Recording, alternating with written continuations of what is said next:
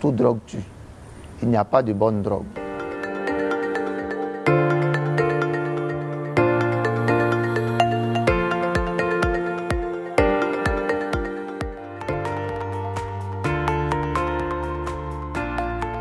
C'est une nouvelle pratique de consommation de drogue dont l'objectif ici est de zombifier l'individu.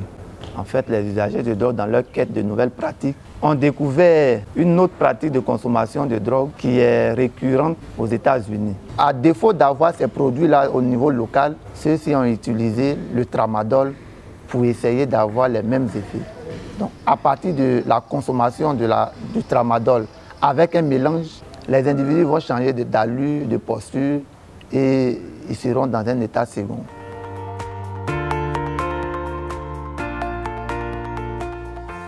Reconnaître un consommateur de Kadhafi, c'est de la même manière qu'on doit reconnaître un consommateur d'héroïne. Parce que l'héroïne est un opiacé. Le Kadhafi découle aussi de l'opiacé. Le consommateur de Kadhafi aura les mêmes symptômes que celui qui consomme l'héroïne. Mais dans un contexte de mésusage, ceux-ci seront enclins à développer une dépendance, à la fois psychique et physique.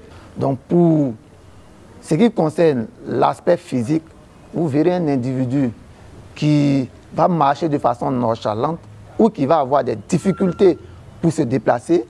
Un individu dont la langue serait en train de rentrer.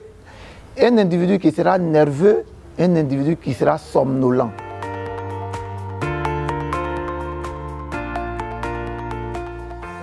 L'une des premières conséquences liées à l'usage du Kadhafi, c'est les overdoses qui vont conduire automatiquement à la mort de l'individu. Les overdoses vont consister à donner une autre allure à l'individu. Donc le surdosage détruit l'organisme et met l'individu dans un état second. Et du coup, le cerveau n'étant plus fonctionnel, le battement cardiaque n'étant plus opérationnel, on va arriver à un décès certain de l'usager de drogue. Toute drogue tue.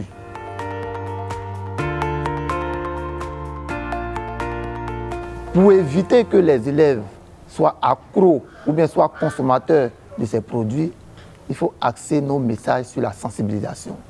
Sensibiliser les jeunes, les élèves sur les méfaits de ce produit. Je souhaiterais même que des programmes d'enseignement soient axés sur les méfaits de la drogue et consacrer un bon moment d'enseignement sur ce module. Parce que généralement, ce qui se passe, c'est que lorsqu'on veut parler de la drogue en milieu scolaire, c'est un petit coup, on vient, on fait et puis bon, c'est fini. Il faut aussi faire de sorte que l'environnement scolaire soit assaini. C'est-à-dire dans les périphéries des établissements, il faut veiller à ce qu'il n'y ait pas de fumoir.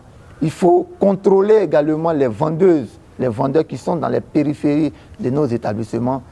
Il faut accentuer l'éducation pour le changement de comportement.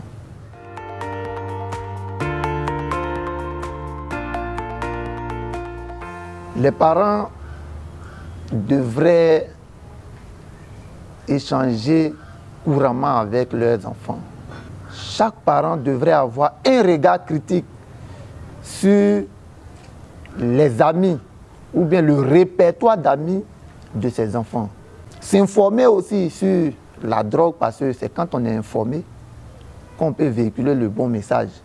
Donc les parents devraient se cultiver sur ce que c'est que la drogue, comment lutter contre la drogue, comment échanger avec son enfant autour de la drogue pour lui donner des messages lui permettant de se mettre à l'abri.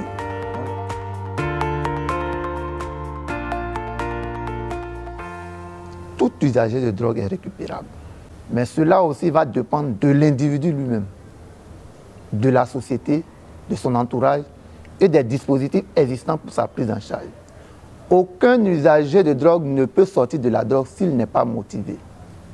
On ne peut pas faire un protocole de soins d'un usager de drogue si celui-ci n'est pas associé, s'il n'a pas une part de responsabilité dans la mise en place du protocole de soins. Mais dans ce cheminement vers la guérison, les parents encore ont une grande contribution à donner.